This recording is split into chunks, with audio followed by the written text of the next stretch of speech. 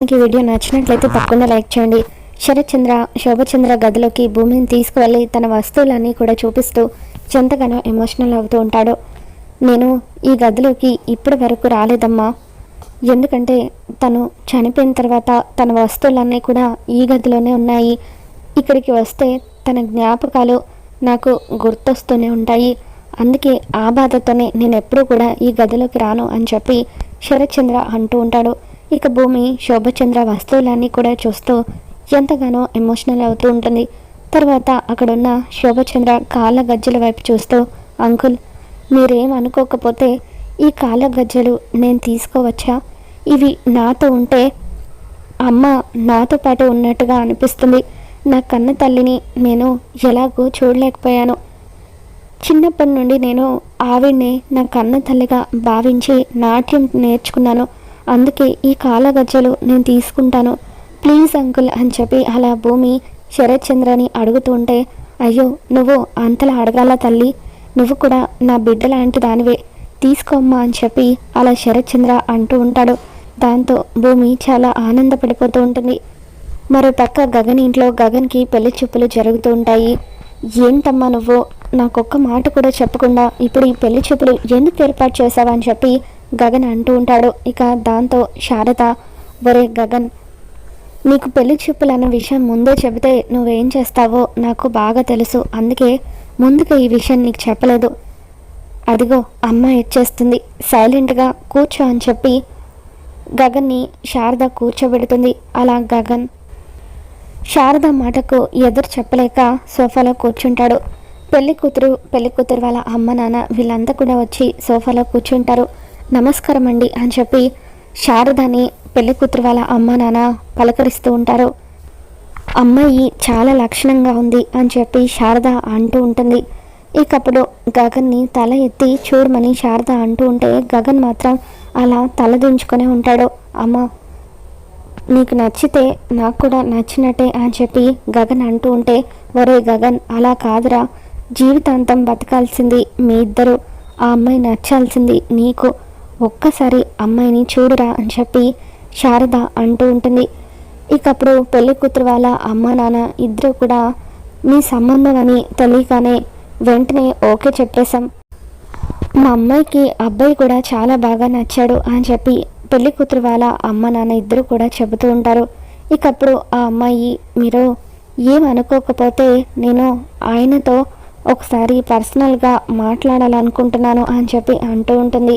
అయ్యో దానికే ఉందమ్మా, నిరభ్యంతరంగా మాట్లాడచ్చు అని చెప్పి శారద గగన్తో, ఒరే గగన్, అమ్మాయి నీతో ఏదో మాట్లాడాలంటుంది కదా, వెళ్ళురా, ఆడపిల్లే సిగ్గుపడకుండా మాట్లాడాలని అంటుంది, మరి నువ్వేంటిరా సిగ్గుతో తలదించుకుంటున్నావు అని చెప్పి శారద గగన్ని ఆ అమ్మాయిని మేడ మీదకు పంపిస్తుంది. మరో పక్క భూమి ఉదయం కంగారులో ఆంటీకి నేను బయటకు వెళ్తున్నానన్న విషయం చెప్పకుండానే వచ్చేసాను, ఒకసారి ఆంటీకి ఫోన్ చేసి విషయం చెప్పాలి అనుకొని గగన్ వాళ్ళ ఇంట్లో ఉన్న ల్యాండ్లైన్కి ఫోన్ చేస్తూ ఉంటుంది. పదే పదే ఫోన్ మోగుతూ ఉండడంతో పూర్ణి ఫోన్ లిఫ్ట్ చేస్తుంది. ఏంటి నువ్వు ఫోన్ లిఫ్ట్ చేసావు, ఆంటీ ఏం చేస్తున్నారు, ఒకసారి ఆంటీకి ఫోన్ ఇవ్వవా అని చెప్పి భూమి అంటూ ఉంటే, అప్పుడు పూర్ణి, అబ్బా భూమి, నేను నీకు తర్వాత ఫోన్ చేస్తాను, మేము అసలే చాలా టెన్షన్లో ఉన్నాం అని చెప్పి అంటూ ఉంటుంది. ఏంటి టెన్షన్లో ఉన్నారా, ఎందుకు, ఎవరికి ఏమైంది అని భూమి అంటూ ఉంటే, ఎవరికి ఏం కాలేదు, ఈరోజు అన్నయ్యకి ఇంట్లో పెళ్లి చూపులు, అన్నయ్య ఈ పెళ్ళిని యాక్సెప్ట్ చేస్తాడో లేదనని మేమంతా కూడా టెన్షన్ పడుతున్నాం అని చెప్పి పూర్ణి అంటూ ఉంటుంది. ఏంటి పెళ్లి చూపులా, నాకు ఒక్క మాట కూడా చెప్పకుండా అప్పుడు మీరు పెళ్లి చూపులు ఏర్పాటు చేసుకోవడం ఏంటి అని చెప్పి భూమి అంటూ ఉంటే, నీకెందుకు చెప్పాలి, అయినా అసలు పెళ్లి చూపులు ఏర్పాటు చేశామని మా అన్నయ్యకే తెలీదు, అటువంటిది నీకెలా చెబుతాము, సరేలే నీతో తర్వాత మాట్లాడుతాను, బాయ్ అని చెప్పి పూర్ణి ఫోన్ పెట్టేస్తుంది. ఇదేంటి, నేను నా ప్రేమ విషయం చెబుదామని అనుకుంటూ ఉంటే వీళ్ళు నా ప్రేమ విషయం చెప్పకముందే మా ఇద్దరిని దూరం చేసేలాగా ఉన్నారే అని చెప్పి అలా కంగారు పడిపోతూ భూమి వెంటనే వెళ్ళి ఆ పెళ్లి చూపులు ఆపాలి అనుకుని గగన్ ఇంటికి పరుగున వస్తుంది. భూమి వచ్చేసరికి శారద, పూర్ణి వీళ్ళంతా కూడా హాల్లోనే కూర్చొని ఉంటారు. పంతులు గారు, పెళ్లి కూతురు వాళ్ళ అమ్మ నాన్న వీళ్ళంతా కూడా హాల్లోనే ఉంటారు. ఇక అక్కడ గగన్, పెళ్లి కూతురు ఇద్దరు కూడా కనిపించకపోవడంతో ఎక్కడ పెళ్లి చూపులు అని చెప్పి పూర్ణి అడుగుతూ ఉంటుంది. ఇక్కడే, అదిగో ఆ అమ్మాయిను మా అన్నయ్య మేడ మీదకి మాట్లాడుకోవడానికి వెళ్ళారు అని చెప్పి పూర్ణి అంటూ ఉంటుంది. దాంతో భూమి పరుగు పరుగున అలా మెట్లెక్కుతూ మేడ మీదకి వస్తుంది. భూమి వచ్చేసరికి గగన్, పెళ్లి కూతురు ఇద్దరు కూడా మాట్లాడుకుంటూ ఉంటారు. ఇక అప్పుడు పెళ్లి చూపులకు వచ్చిన ఆ అమ్మాయి గగన్తో, మీరు నన్ను పెళ్లి చేసుకున్న తర్వాత మీరు ఎలా నడుచుకోమంటే అలా నడుచుకుంటాను, మీ ఇష్టాలే నా ఇష్టం అని చెప్పి అలా గగన్తో మాట్లాడుతూ ఉంటుంది. ఇక అప్పుడు గగన్, అవన్నీ కాదు, నువ్వు మా అమ్మని బాగా చూసుకోవాలి, మా అమ్మను నువ్వు బాగా చూసుకుంటేనే మన పెళ్లి జరుగుతుంది అని గగన్ అంటూ ఉంటాడు. దాంతో పెళ్లి చూపులకు వచ్చిన అమ్మాయి గగన్తో, మీ అమ్మగారిని మా అమ్మగారిలాగా చూసుకుంటాను, ఆవిడ్ని ఒక్క పని కూడా చేయనివ్వను, కాలు కింద పెట్టకుండా అన్ని పనులు నేను చేస్తూ చూసుకుంటాను అని చెప్పి గగన్కి చెబుతూ ఉంటుంది. ఇక దాంతో గగన్ చాలా ఆనందపడిపోతూ ఉంటాడు. అసలు నేను ఈ పెళ్లి చేసుకుంటుందే మా అమ్మ కోసం, నువ్వు మా అమ్మని చాలా బాగా చూసుకుంటానని చెబుతున్నావు కాబట్టి మన పెళ్ళి జరుగుతుంది అని చెప్పి ఆ అమ్మాయిని తీసుకుని గగన్ కిందికి వస్తాడు. ఏరా, అమ్మాయి నచ్చిందా అని శారద అడుగుతుంటే, నాకు నచ్చిందమ్మా అని గగన్ అంటాడు. ఇక దాంతో శారద, ఒకరికొకరు నచ్చారు కాబట్టి వెంటనే ముహూర్తాలు పెట్టేసుకుందాం అని చెప్పి శారద అంటూ ఉంటుంది. దాంతో భూమి ఒక్కసారిగా షాక్ అవుతూ ఉంటుంది. ఇదేంటి, వీళ్ళప్పుడే ముహూర్తం పెట్టేసుకునే వరకు వెళ్ళిపోయారు, ఇప్పుడు నా ప్రేమ విషయం ఎలా చెప్పాలి అని భూమి ఎంతగానో కంగారు పడిపోతూ ఉంటుంది. పంతులు గారు నెల రోజుల్లో మంచి ముహూర్తం ఉందని చెప్పి అంటూ ఉంటారు. దాంతో భూమి మరింత కంగారు పడిపోతూ ఉంటుంది.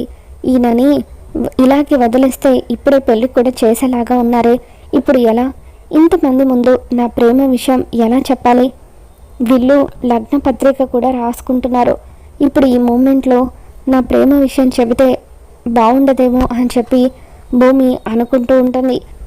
లగ్న పత్రిక రాయడం కోసం అని చెప్పి పంతులు గారు అమ్మాయి పేరుతో పాటు అమ్మాయి తల్లిదండ్రుల పేరు కూడా రాస్తూ ఉంటారు.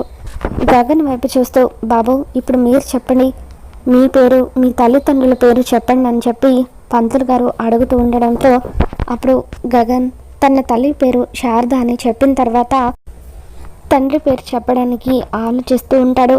శారద కూడా కృష్ణప్రసాద్ పేరు చెప్పలేక మౌనంగా ఉండిపోతుంది. బాబు, అడిగేది నిన్నే, మీ నాన్నగారి పేరేంటి బాబు అని చెప్పి పంతులు గారు అంటూ ఉంటారు. చెప్పండి బాబు, ఎందుకు అంతలా ఆలోచిస్తున్నారు, మీ నాన్నగారు లేరా, చిన్నప్పుడే చనిపోయారా అని చెప్పి పెళ్లి చూపులకు వచ్చిన అమ్మాయి తండ్రి అంటూ ఉంటాడు.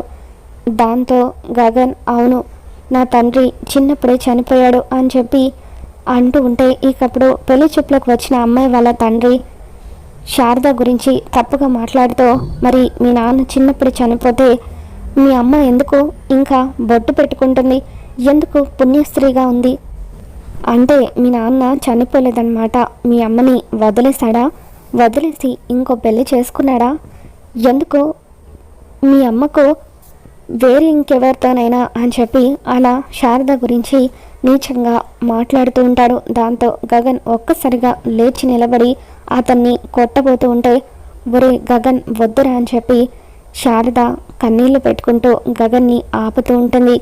ఇక అలా శారద గురించి నీచంగా పెళ్లి చూపులకు వచ్చిన అమ్మాయి తండ్రి మాట్లాడడంతో అప్పుడు భూమి ఒక్కసారిగా అతని మీద విరుచుపడుతూ, ఇంకొక్క మాట మా ఆంటీ గురించి తప్పుగా మాట్లాడినా సరే ఊరుకునేది లేదు, మర్యాదగా ఇక్కడి నుండి వెళ్ళండి, మీరు ఆంటీని ఇన్ని మాటలు అన్నా కూడా ఆంటీ తిరిగి మిమ్మల్ని ఒక్క మాట కూడా అనడం లేదంటే అది ఆంటీకున్న సంస్కారం, అటువంటి గొప్ప మనిషి గురించి మీకు అసలు మాట్లాడే అర్హత లేదు, అసలు ఆవిడ పేరు ఎత్తడానికి కూడా మీరు అర్హులు కాదు, ముందు మీరు ఇక్కడి నుండి వెళ్ళండి అని చెప్పి భూమి విరుచుకుపడుతూ ఉంటుంది.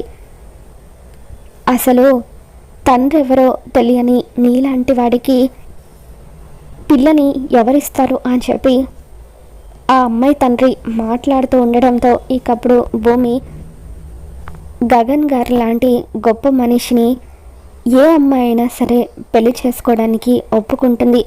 మీ అమ్మాయికి అంతటి అదృష్టం లేదు, ఎవరో దాకా ఎందుకు, ఆయన ఒప్పుకుంటే ఇప్పుడే ఇక్కడే నేను ఆయనతో తాళి కట్టించుకోవడానికి సిద్ధంగా ఉన్నాను అని చెప్పి అంటూ ఉంటుంది. అలా భూమి ఆ అమ్మాయి వాళ్ళ అమ్మా నాన్నల్ని తన్ని తరిమేస్తుంది. ఇక ఆ తర్వాత శారద వైపు చూస్తూ, నన్ను క్షమించండి ఆంటీ, నేను తప్పుగా ఏమైనా మాట్లాడానా అని చెప్పి భూమి అంటూ ఉంటే, లేదు భూమి, నువ్వు తప్పుగా ఏమీ మాట్లాడలేదు, నువ్వు కరెక్ట్గానే మాట్లాడావు. ఇన్ని రోజులుగా ఇంట్లో బంగారాన్ని పెట్టుకొని నేను ఎక్కడెక్కడో వెతుకుతున్నాను, నాదే పొరపాటు అయిపోయింది, నా కొడుక్కి తగిన భార్యవి నువ్వే భూమి అని చెప్పి అలా శారద భూమికి గగన్కి పెళ్లి చేయాలని నిర్ణయించుకుంటుంది. ఒరే గగన్, భూమిని పెళ్లి చేసుకోవడం నీకు ఇష్టమేనా అని చెప్పి గగన్ని శారద అడుగుతూ ఉంటుంది.